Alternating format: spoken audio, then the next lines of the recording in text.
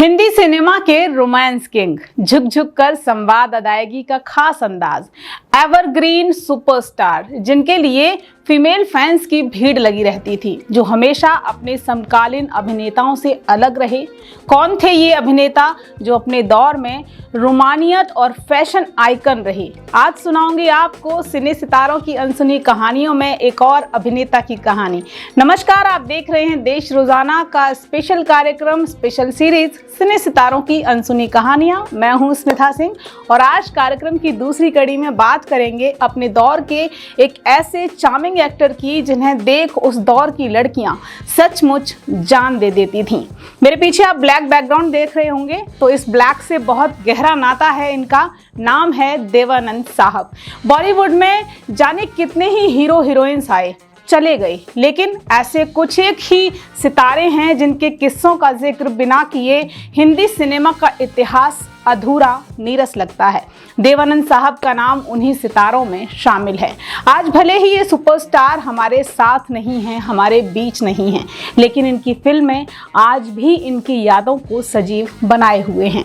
अपने अलग अंदाज के लिए पहचाने जाने वाले देवानंद साहब बेहद मशहूर एक्टर थे अपने ज़माने के। देवानंद साहब का जन्म 26 सितंबर 1923 को गुरदासपुर, पंजाब में हुआ था।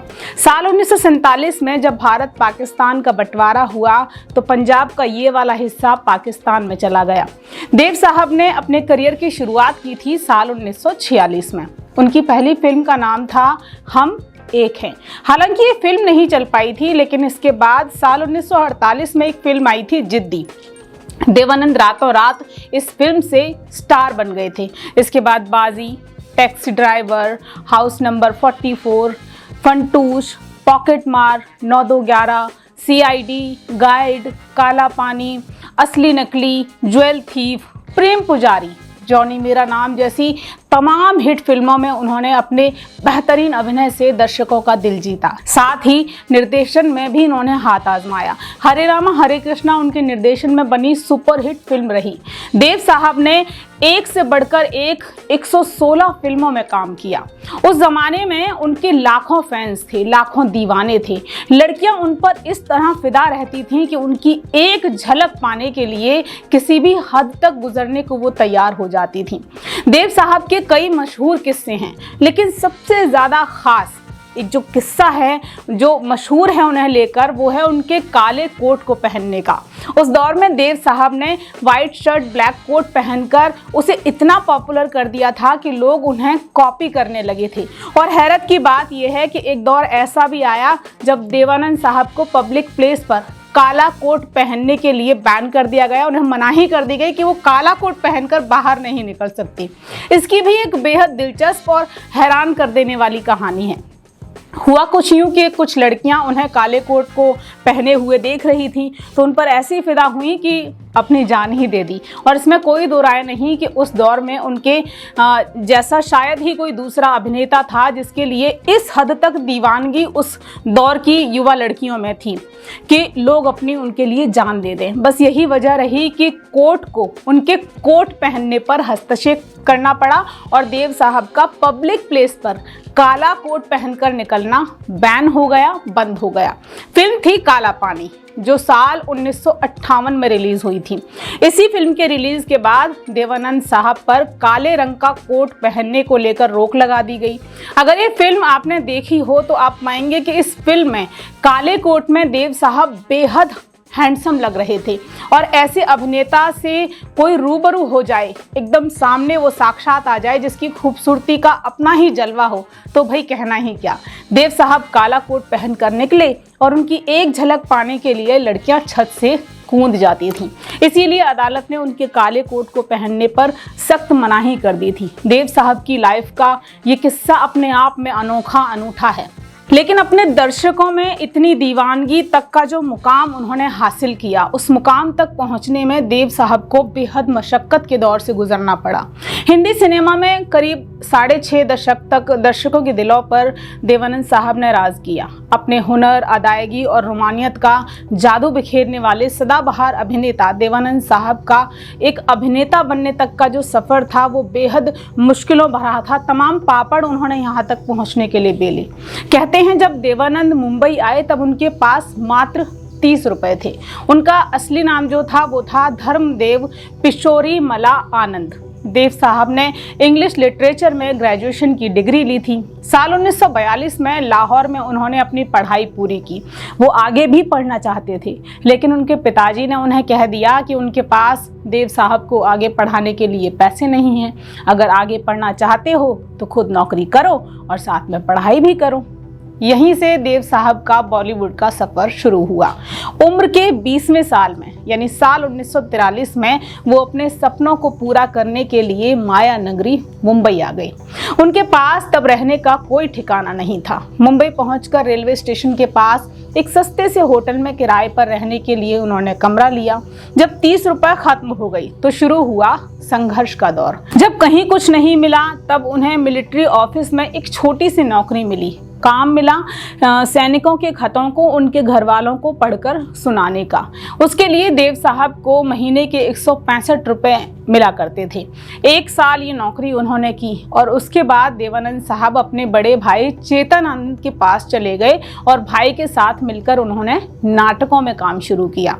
यहाँ से शुरू हुआ उनके वास्तविक संघर्ष का दौर जो उन्हें अभिनेता तक लेकर गया। देवानंद ने अमिताभ बच्चन के अलावा हर बड़े स्टार के साथ काम किया। कम ही लोग शायद ये जानते होंगे कि अमिताभ बच्चन की जो फिल्म थी जंजीर, पहले देवानंद साहब को इस फिल्म में लिया जाना था, लेकिन ऐसा हो नहीं पाया। देवानंद की दीवानगी उस वक्त लोगों पर इस कदर छाई हुई थी कि उनकी फिल्म हरे राम हरे कृष्ण में उनकी बहन का रोल कोई भी एक्ट्रेस करना ही नहीं चाहती थी। ऑन स्क्रीन कोई उनकी बहन बनना नहीं चाहती थी। कई लड़कियों का स्क्रीन टेस्ट किया गया, लेकिन किसी भी चेहरे को जब मिलाया जाता था देव साहब के चेहरे से तो वो बहन की तरह मेल नहीं खाता था। और तभी उनकी मुलाकात हुई जीनत अमान से, जिन्होंने हरे रामा हरे कृष्ण फिल्म में देव साहब की ऑन स्क्रीन सिस्टर का रोल प्ले किया। इसके पीछे भी एक किस्सा है। जीनत अमान से जब देव साहब बात कर रहे थे तब जीनत ने उन्हें अपने हैंडबैग से सिगरेट निकाल कर दी। बस उनकी इसी अदा से देव साहब काफ़ी इम्प्रेस हो गए, उनके फ़ैन हो गए और तब जीनत अमान को उन्होंने अपनी फिल्म हरे रामा हरे कृष्णा के लिए साइन कर लिया। ये फिल्म न सिर्फ दर्शकों द्वारा पसंद की गई बल्कि इस फिल्म में जीनत देव साहब की बहन के रोल में एकदम परफेक्ट लगी। एक किस्सा और है उनके शुरुआती दौर का, मोहब्बत का किस्सा। देवानंद फिल्म विद्या की शूटिंग कर रहे थे, तब उनकी मुलाकात हुई उस जमाने की जो मशहूर हीरोइन थी और गायिका थी सुरैया उनसे। दोनों साथ में वक्त गुजारने लगे। काफ़ी वक्त उन्हें एक साथ देखा भी गया, दोनों में प्यार हुआ। देवानंद ने फिल्म के सेट पर किसी से 3000 रुपए लिए और सुरैया के लिए अंगूठी खरीद कर लाए। सुरैया को उन्होंने प्रपोज किया, लेकिन जो सुरैया की नानी थी वो उन दोनों के रिश्ते के खिलाफ थी। यही वजह थी कि सुरैया ताउम्र कुंवारी रही।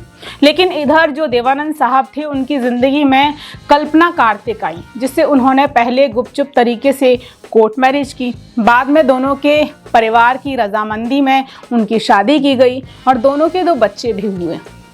देव साहब अपने दौर के एक ऐसे अभिनेता थे जिन्होंने अपने अभिनय से मानो एक युग का निर्माण किया था। भारतीय सिनेमा में उनके योगदान के लिए भारत सरकार ने उन्हें साल 2001 में पद्म भूषण और साल 2002 में दादा साहेब फाल्के पुरस्कार से सम्मानित किया। उन्होंने बॉलीवुड में 6.5 दशक से ज़्यादा वक्त तक काम किया और जैसा मैंने कहा कि इस दौरान उन्होंने 116 हिंदी फिल्मों में अभिनय किया, जिनमें 62 फिल्मों में वो मुख्य नायक के तौर पर मतलब मेन लीड एक्टर के तौर पर नजर आए। देव साहब ने कई अंग्रेजी फिल्मों में भी काम किया। देव साहब के लिए एक किस्सा ये भी कहा जाता है कि वे खुद को कभी भी ऑन स्क्रीन मरा हुआ नहीं दिखाना चाहते थे। वो ये भी चाहते थे कि उनकी मृत्यु भारत से बाहर हो।